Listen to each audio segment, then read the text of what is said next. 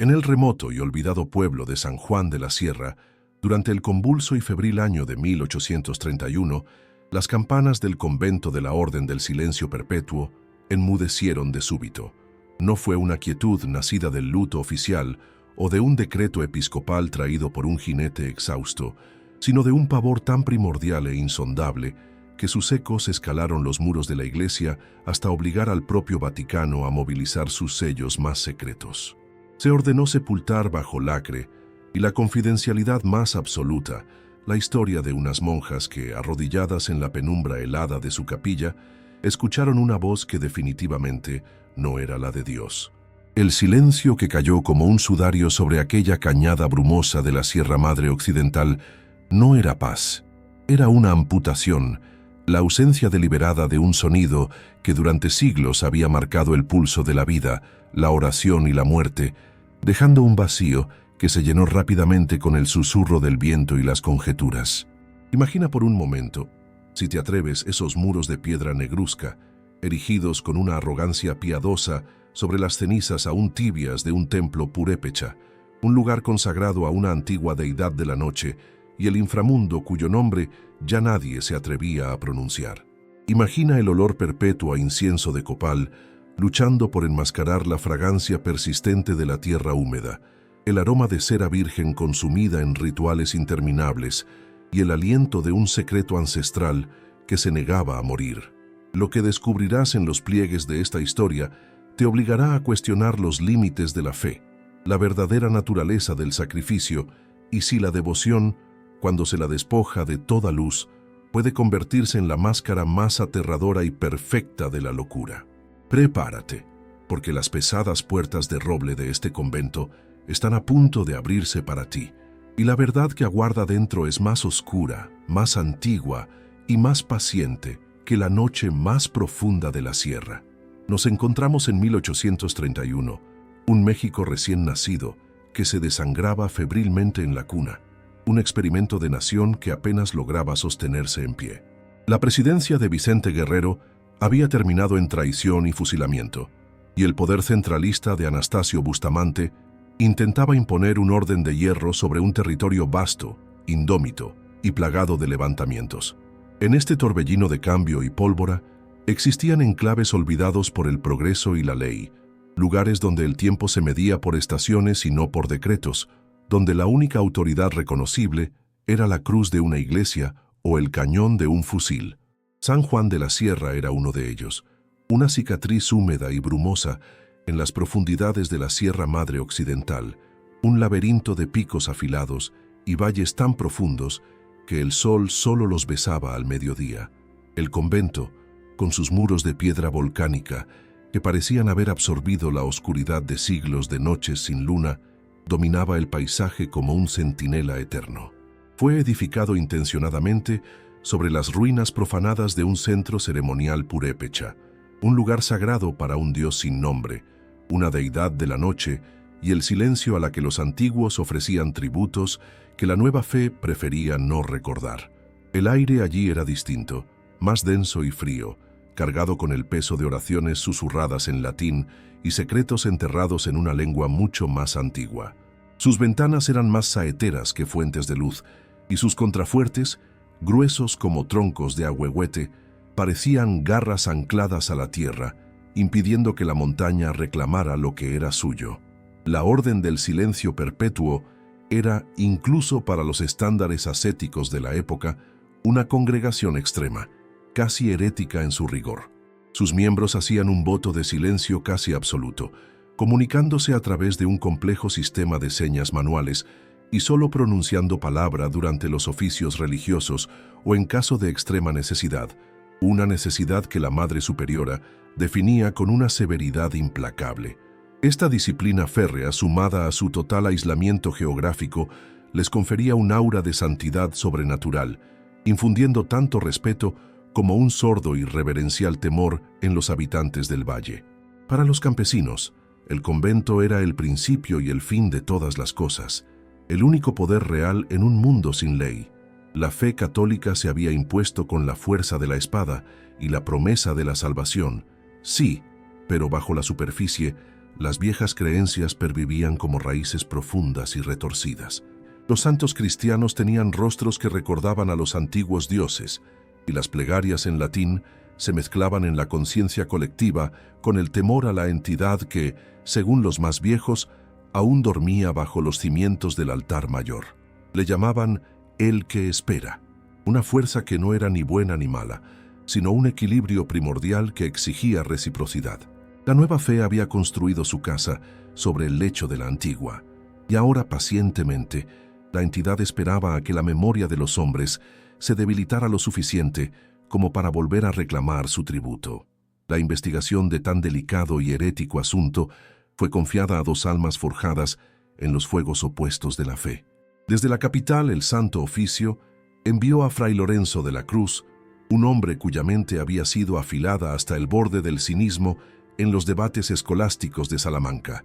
Era un inquisidor educado en la lógica implacable de Aristóteles y en la razón tomista, pero cuya alma era un campo de batalla nocturno donde las pesadillas y las dudas libraban una guerra sin tregua. Aún le atormentaba el recuerdo de un caso en Toledo, donde una comunidad entera de beatas, convencidas de hablar con ángeles, había sucumbido a un delirio que terminó en suicidio colectivo. Esa experiencia le enseñó que la fe, sin el ancla de la razón, se convierte en un navío a la deriva en un mar de locura. Su misión era doble: silenciar los rumores que amenazaban con desestabilizar la región, y más importante aún, comprender si la santidad que emanaba del convento era genuina o una máscara para una herejía de raíces mucho más antiguas y profundas.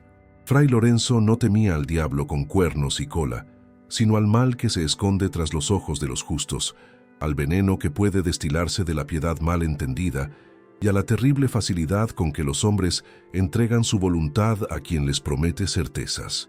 A su llegada, fue recibido por la Madre Superiora Inmaculada, la guardiana del silencio y arquitecta de los secretos del convento.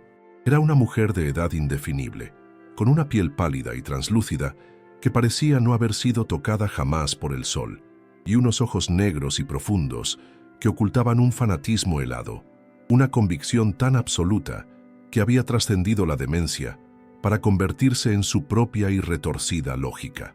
Proveniente de una familia noble venida a menos, había encontrado en la vida monástica no un refugio, sino un trono, un reino de almas sobre el que gobernar con una autoridad que el mundo exterior le habría negado. Para ella, las voces que susurraban desde la cripta bajo el altar no eran producto de la histeria, sino mensajes divinos, una comunicación directa con una entidad que ella consideraba una manifestación olvidada y más pura de Dios, un poder que exigía devoción, no compasión. Su cuerpo era frágil como la porcelana, pero su voluntad era de acero forjado en ayunos y penitencias. Veía en Fray Lorenzo no a un superior, sino a un enviado de un mundo corrupto y ruidoso, un hombre de fe tibia, cuya lógica mundana era incapaz de comprender los misterios sagrados que, según ella, solo a las elegidas les era permitido conocer. El enfrentamiento entre ambos no sería de espadas, sino de voluntades, una batalla silenciosa por el alma de las novicias atrapadas entre la razón y la locura. El corazón del misterio no latía con el estruendo de un crimen evidente, sino con el susurro ponzoñoso de una ausencia inexplicable, una sustracción metódica de almas. El problema no eran los muertos, sino la rotunda y antinatural falta de ellos. Novicias jóvenes y sanas, muchachas que habían ingresado al convento rebosantes de vida y fe, como Sor Beatriz, la hija del platero del pueblo, desaparecían sin dejar más rastro que una anotación lacónica en el Liber Defunctorum. El diagnóstico, escrito con una tinta ferrogálica que parecía negra como la sangre seca, era siempre el mismo: fiebre celestial. Una dolencia poética y convenientemente vaga que, según explicaba la Madre Inmaculada a las pocas familias que se atrevían a preguntar, era una bendición, un arrebato divino que consumía el cuerpo con un fuego sagrado para liberar el alma directamente en el paraíso. Por esta razón, sus cuerpos eran considerados reliquias demasiado sagradas para el mundo exterior y se les daba sepultura en una cripta bajo el altar a la que nadie, excepto la propia superiora, tenía acceso. No había funerales públicos. No había tumbas que visitar, no había un cuerpo que llorar, solo una carta formal y fría, escrita con la misma caligrafía perfecta del libro de defunciones, que notificaba a la familia de la santa ascensión de su hija y les recordaba su deber cristiano de regocijarse en tan divina elección. Pero fuera de los muros de piedra y de la lógica asfixiante de los registros oficiales, la verdad se descomponía en un millar de rumores y miedos susurrados al calor de las fogatas. Aquí es donde tú debes elegir qué creer. ¿Confías en la pulcra caligrafía de la Madre Superiora o en el testimonio tembloroso de los campesinos? Ellos juraban escuchar cánticos durante los equinoccios, un lamento gutural y rítmico, más antiguo que el náhuatl, que parecía brotar de la tierra misma. Hablaban de sombras que danzaban tras los vitrales sellados con plomo de la capilla principal, siluetas frenéticas y convulsas, moviéndose a un ritmo ajeno a cualquier liturgia cristiana, como si estuvieran poseídas por una alegría terrible. Si las novicias morían de una fiebre sagrada, ¿por qué sus gritos, a veces, llevados por el viento nocturno, sonaban tan terrenales, tan llenos de un pavor que nada tenía de divino? La leyenda del pueblo hablaba de un pacto, un antiguo acuerdo con el que espera bajo el altar. Un pacto que no buscaba el mal, sino el equilibrio, y que exigía un tributo periódico de almas puras para apaciguar el hambre de la tierra y mantener a raya las sombras que acechaban en la sierra. La investigación de Fray Lorenzo comenzó en el lugar más sagrado y a la vez más profano del convento, la biblioteca, una estancia fría donde se custodiaban los registros de la orden y el aire olía a pergamino y a mentira. Con la anuencia forzada de la Madre Inmaculada, quien se sentaba a tejer en un rincón, con una serenidad que era en sí misma una muralla, el inquisidor abrió el grueso Liber Defunctorum. Lo que encontró fue una obra de arte macabra, una sinfonía de orden y falsedad. Cada novicia desaparecida estaba registrada con la misma caligrafía perfecta, una escritura gótica tan ornamentada como desprovista de emoción. Lorenzo, entonces, solicitó los libros de cuentas y los registros de la botica. Fue ahí donde los hilos sueltos comenzaron a formar una soga.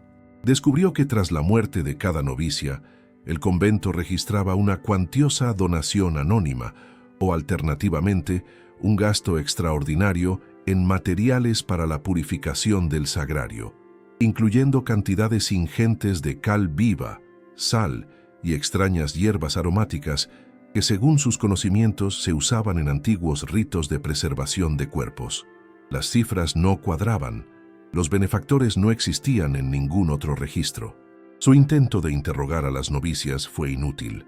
Las jóvenes, pálidas y con los ojos bajos, respondían con frases memorizadas, como si recitaran un catecismo del miedo, mientras una monja supervisora las observaba con una quietud de depredador. Fue en el registro de novicias donde encontró la primera grieta real. El nombre de una de ellas, Sor Agnes, cuyo deceso estaba anotado hacía 6 meses, aparecía con una mancha de tinta, como si una lágrima hubiese caído sobre el nombre mientras la tinta aún estaba fresca. Era una imperfección, un error casi invisible en un universo de control absoluto, y para Fray Lorenzo fue el primer grito de auxilio en medio del silencio perpetuo. Frustrado por el muro de piedad y evasivas, Fray Lorenzo dirigió sus pasos fuera del convento, comprendiendo que la verdad no residía en los documentos, sino en la memoria no escrita, en el miedo que se heredaba de padres a hijos. Se reunió con los ancianos en la pequeña pulquería del pueblo, y allí las historias brotaron. Le hablaron del antiguo templo, de cómo la tierra bajo el convento no era una tierra común, sino un nexo, una boca que a veces susurraba en sueños. Fue una mujer anciana, una partera llamada Elodia, quien le dio la pista más tangible. Su sobrina nieta era Sor Agnes. Meses antes de su supuesta muerte, la joven había logrado enviar a su familia un pequeño bordado, un dechado de lino. Elodia lo desplegó sobre la mesa, y Lorenzo vio un mapa, no de caminos, sino de estrellas y símbolos. En el centro, la cruz cristiana estaba entrelazada con una espiral descendente, el antiguo glifo purépecha para el inframundo, y cosido con un hilo de un rojo casi negro, que la anciana juraba era el propio cabello de Agnes, Había un patrón que marcaba un punto exacto bajo el altar de la capilla. Ella sabía que iba a morir, susurró la mujer. En su última carta hablaba de ser elegida para la cosecha y de cantos que adormecen el alma. Esto no era un regalo, era una advertencia, una llave para que alguien con el valor suficiente abriera la puerta que nunca debió ser cerrada. Lorenzo observó el bordado más de cerca y notó otro detalle, una pequeña luna en cuarto creciente, cosida junto a un manojo de hierbas de San Juan. La fecha del próximo solsticio se acercaba y con ella una urgencia mortal. La noche de San Juan, cuando las fronteras entre los mundos se vuelven porosas y lo imposible acecha en cada sombra, Fray Lorenzo supo que era el momento. Mientras el convento dormía bajo una luna pálida y enfermiza, y a lo lejos, en el valle, las hogueras de los campesinos ardían como estrellas caídas, él, portando apenas una antorcha y el mapa bordado de Sor Agnes, se adentró en la capilla principal. El silencio era tan denso que podía sentirlo vibrar en sus huesos, un silencio preñado de expectación. Siguiendo las marcas del dechado, localizó una losa suelta justo detrás del altar mayor. Con un esfuerzo que le hizo crujir la espalda, la levantó, revelando una escalera de caracol que descendía hacia una oscuridad absoluta, una oscuridad que parecía exhalar un aliento frío y cargado con el olor a tierra milenaria y a flores marchitas. Cada peldaño que bajaba era un paso hacia el corazón de la herejía. El aire se enrarecía, volviéndose dulce y nauseabundo, una mezcla empalagosa de copal rancio y una dulzura anómala, como la de la miel fermentada sobre huesos. El goteo rítmico del agua contra la piedra sonaba como el latido de un corazón monstruoso y oculto, y en el límite de su audición creyó percibir susurros, fragmentos de plegarias en una lengua que le erizó la piel. Al llegar al final de la escalera, la luz de su antorcha reveló una caverna natural, mucho más antigua que el propio convento, y lo que vio en ella destrozó los cimientos de su fe y de su razón. No había tumbas, no había nichos, no había el ordenado descanso de los muertos. En su lugar se encontró frente a un osario blasfemo, una obra de arte demencial. Los esqueletos de docenas de novicias, perfectamente limpios y blancos, estaban dispuestos en un círculo impecable. Sus cuerpos no habían sido enterrados, habían sido ensamblados en una terrible escultura. Las calaveras miraban hacia el centro, las costillas habían sido abiertas y curvadas hacia afuera, como los pétalos de una flor carnívora, y los pequeños huesos de las manos y los pies se usaban para crear intrincados mosaicos en el suelo. Y sobre cada hueso, Fray Lorenzo vio, con un horror que le robó el aliento, delicadas tallas que mezclaban la cruz cristiana con la espiral del inframundo. En el centro del círculo, donde todas las miradas vacías convergían, se erigía un monolito de obsidiana que no pertenecía a ninguna cultura conocida. Su superficie no era lisa, sino que parecía tener la textura de piel seca y agrietada, y latía con un pulso interno, una luminiscencia rojiza, débil pero innegable. Entendió entonces la verdad en toda su monstruosa simplicidad. Esto no era una cripta, era un altar. La fiebre celestial era el nombre del sacrificio, y la Madre Inmaculada no era la sierva de Dios, sino la suma sacerdotisa de aquello que dormía y se alimentaba en las profundidades. El desenlace oficial fue tan silencioso y eficiente como un sudario extendido sobre un cadáver. El informe de Fray Lorenzo, un documento febril que detallaba horrores que la mente apenas podía concebir, fue sepultado en las catacumbas de los archivos secretos vaticanos, bajo una clasificación que lo condenaba al olvido perpetuo. A San Juan de la Sierra no llegó la justicia, sino una comisión de hombres sombríos con sotanas impecables, expertos en borrar las manchas más oscuras de la fe. No hicieron preguntas. Su única misión fue la contención. El convento fue purgado con fuego y sal en un ritual que duró 3 días y 3 noches, las llamas devorando la madera y ennegreciendo una piedra que ya estaba manchada desde sus cimientos. Los campesinos observaron desde la lejanía, con una mezcla de terror y alivio, cómo la estructura que había dominado sus vidas se convertía en un esqueleto humeante. Finalmente, las ruinas fueron declaradas campo santo, un terreno sagrado y maldito a la vez, prohibido para siempre a los vivos, La historia oficial, leída en un bando solemne, habló de una plaga fulminante y una histeria colectiva, una tragedia piadosa cuyo recuerdo era mejor borrar por el bien de la fe.